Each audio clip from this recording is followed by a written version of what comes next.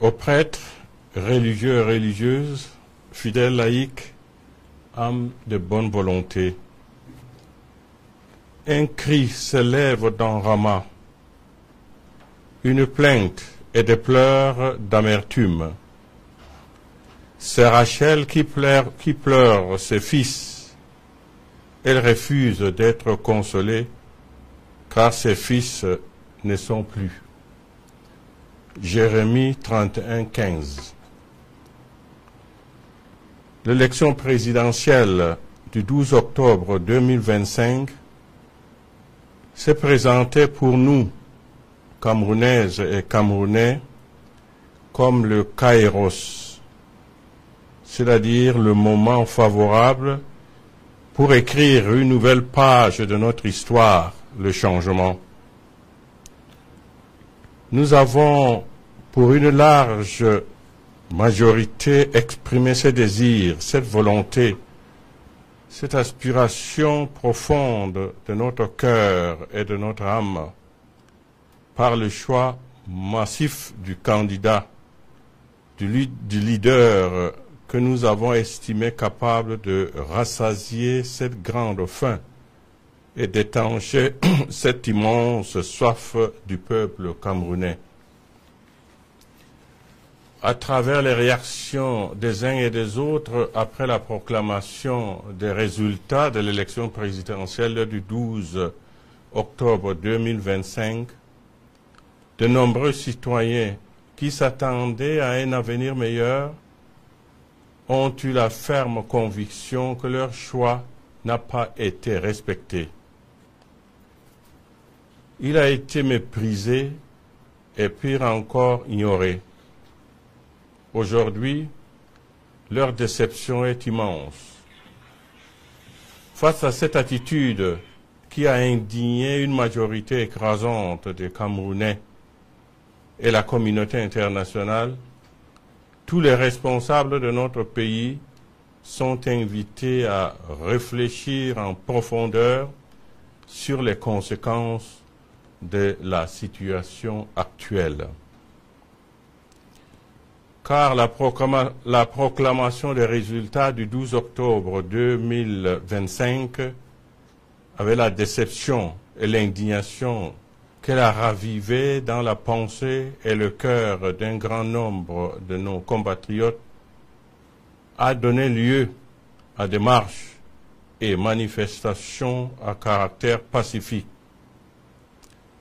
Malheureusement, elles ont connu de graves dérives à travers des actes de vandalisme, de pillage, de vol aux conséquences graves sur la vie matérielle et économique de beaucoup de personnes innocentes dans les villes comme Douala, Garoua, Maroua, Bertoua, Chang, etc. Ce qui est déplorable et condamnable. En effet, d'une part, des édifices publics, certains établissements commerciaux et des boutiques ont été saccagés, pillés, vidés et d'autres incendiés. Ces actes regrettables et répréhensibles ont plongé leurs propriétaires dans le désarroi et la misère. D'autre part, des violences verbales et physiques, des intimidations ont été exercées sur les populations. Il y a eu de nombreuses arrestations et des assassinats, surtout parmi les jeunes, et cela se poursuit malheureusement.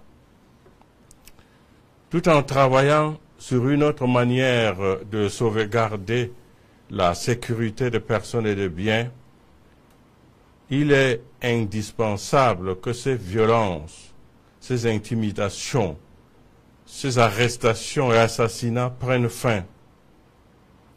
Le Cameroun ne devrait pas être une terre d'affrontement permanent entre le pouvoir et le peuple après chaque élection présidentielle. La démocratie ne s'accommode pas des coups de canon, des menaces des arrestations arbitraires et des intimidations des citoyens qui ont une pensée contraire. On n'organise pas une élection pour tuer les citoyens. On ne gouverne pas un peuple avec les armes. Aucun gouvernement au monde ne peut gouverner sans peuple. Il est le gouvernement est au service du peuple. Et il a pour devoir de l'aimer et de répondre à ses aspirations légitimes et profondes, comme le recommande l'apôtre Pierre. Soyez les pasteurs du troupeau de Dieu qui se trouve chez vous. Veillez sur lui, non par contrainte, mais de plein gré selon Dieu, non par cupidité, mais par dévouement, non pas en commandant en maître à ceux qui vous sont confiés, mais en devenant les modèles du troupeau. Cet appel s'adresse à tout dirigeant. Il est temps que nous nous penchions sérieusement sur les origines profondes de ce malaise, de cette colère, de ce ras-le-bol qui pousse les Camerounais à avoir de tels agissements et de trouver des solutions appropriées. Nos compatriotes demandent à être écoutés, que leurs besoins et aspirations profondes soient pris en compte et considérés. Le Cameroun profond crie sa souffrance, sa misère. Les populations ont faim parce qu'elles n'ont pas de travail. Le taux de chômage général actuel est estimé à 74% et celui de pauvreté au Cameroun en 2024 est à environ 37,7%. 10,1 millions de Camerounais vivent avec moins de 1000 francs CFA par jour. Le Cameroun compte plus de 6 millions de citoyens sur les routes de l'exil ou de l'immigration clandestine, confère Centre d'études stratégiques d'Afrique. Notre pays est dépourvu d'un système économique fiable pourvoyeur d'emplois. Le déficit énergétique ou électricité ne permet pas le développement du tissu économique. Le peuple inquiet est de cette situation qui perdure, sans aucun signe d'espoir à l'horizon. Des citoyens ou de familles préfèrent s'en aller à l'étranger. Un peuple qui descend dans la rue pour crier son désespoir exprime une rupture et interpelle la conscience des dirigeants. Si des milliards de nos francs sont dépensés pour organiser les élections, on peut également en trouver pour le bien-être des populations.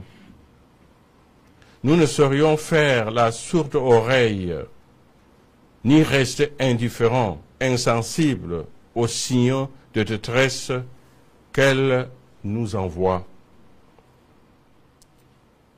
Nous sommes parvenus au terme d'une élection présidentielle.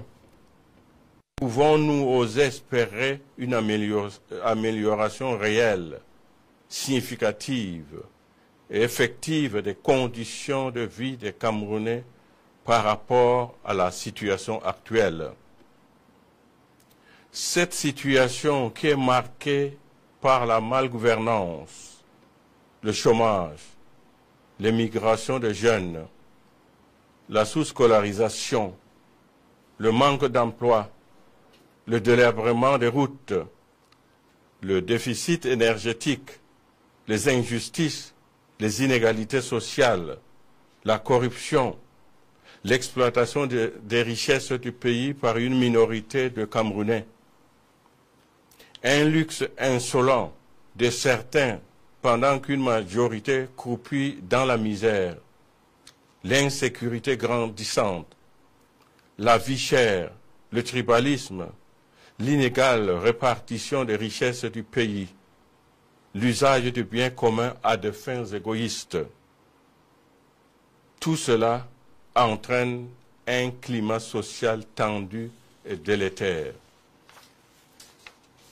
L'apaisement et la préservation de la paix et de la stabilité dans notre pays aujourd'hui passent par une prise de conscience collective de ces différentes crises qui minent notre pays et engendrent la souffrance et la misère des Camerounais et la ferme volonté d'y apporter des solutions appropriées.